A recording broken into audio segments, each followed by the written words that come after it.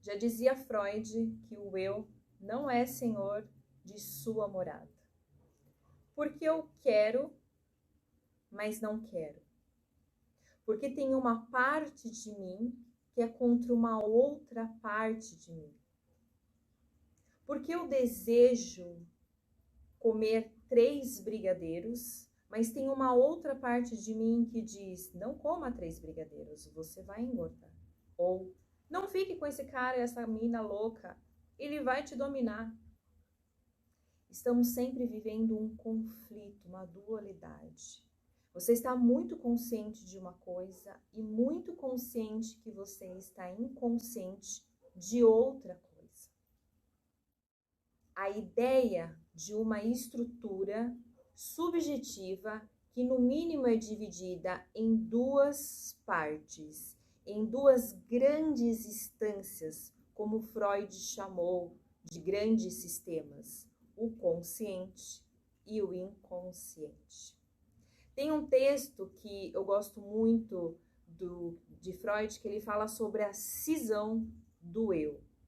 O eu sempre é um território de batalha, no mínimo, entre 2 ideias, os seus impulsos funcionais, e as ideias que são do eu são do supra-eu, que estão guardadinhos, super protegidos no superego, e são do mundo. Então, Jana, o eu é um pobre coitado que está tentando dar conta de vários senhores? É como resume Freud. O eu não é senhor de sua morada. Isso é bem interessante. A gente usa algumas estratégias de defesa sobre esse conflito. Então, a gente diz que não está acontecendo nada, o que é uma grande alienação. Outra parte a gente diz que é a culpa do outro, né? Muito mais fácil apontar o dedo do que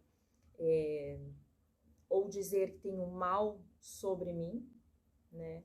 Então a gente tem algumas categorias bem melhores do que denominar bem e mal, anjo e demônio, né? Que são estruturas subjetivas humanas, que eu convidaria todo mundo a refletir sobre isso.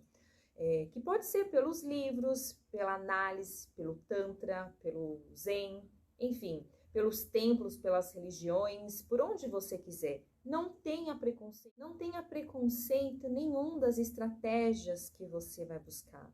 Busque aquilo que faz sentido para você. Uma conexão, ela tem que acontecer não somente no racional, mas uma conexão de alma, de coração, né? Apesar de ser uma psicanalista, eu sou também uma terapeuta energética. Então, a gente precisa não só se rotular, se colocando numa caixinha, mas ver também que existe uma possibilidade. Então, eu acredito sim que possa ter algumas influências energéticas na nossa vida, mas também o que eu vejo através disso é qual é a minha responsabilidade diante dessa questão, né? Diante dessa situação que eu vivo.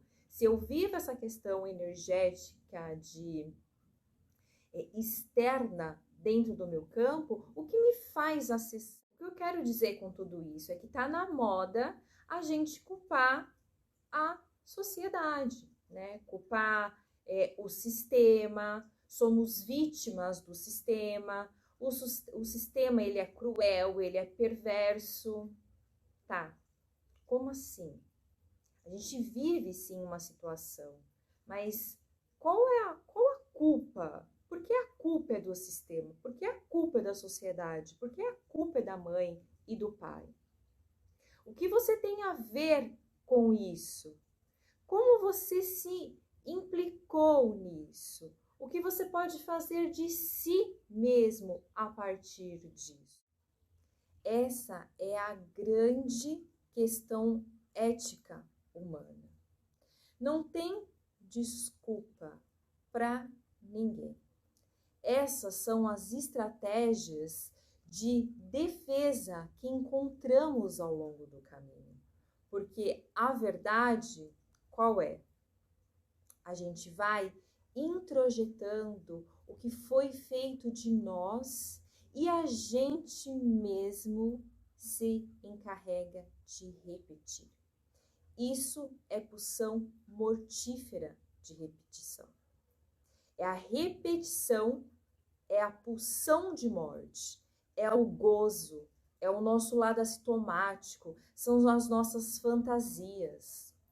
Eu estou usando aqui vários conceitos, mas a ideia central é a seguinte: de alguma forma a gente tira uma satisfação daquilo que nos faz satisfazer e não nos satisfaz simultaneamente. Eu vou falar algo que talvez para alguns não vai fazer sentido, e tá tudo bem, mas a gente goza com aquilo que dói. A gente goza com o que nos machuca. É o eu contra si mesmo da nossa estrutura. E humildemente, o que desejaria uma análise que você soubesse disso. Fazer análise é abrir essa caixinha, né, essas coisas que estão tão escondidinhas e descobrir esse prazer que te machuca, e ali você não precisa mais gozar apanhando nesse lugar. Mas o que eu observo, através até de mim mesmo, é que às vezes a gente gosta de fazer um jogo erótico, de Spark. E aí a gente percebe que esse limite do nosso gozo e abrir mão dele pode ser uma maneira interessante para o nosso próprio eu. Você teria que fazer, senão, algo que vai junto. Você precisa aprender a tecer, você precisa aprender a tecer. Trocar o que te dá prazer, que dói, por algo que te dá prazer, te alimenta. Você se apropria do seu ser próprio, desejar, inconsciente. E não precisa fazer esse movimento, tecer, matando o outro, destruindo o outro e se destruindo. Né? Não precisa projetar, comprar tudo que vê, trazer essa energia em desequilíbrio para um outro foco. Né? Vamos dizer, viver um mundo onde todo mundo se conhece um pouco mais. Um mundo em que cada um possa jogar menos para fora e se esparramar menos sobre o outro, sobre o mundo. Então, quando a gente traz essa consciência desses conflitos e toma a responsabilidade diante disso, a gente ganha força. Ganha força para trazer movimento, para trazer novos focos, direcionamentos, nova forma de gozar. Entre em conexão com uma nova forma de gozar de si mesmo, da vida e das relações de uma forma mais saudável.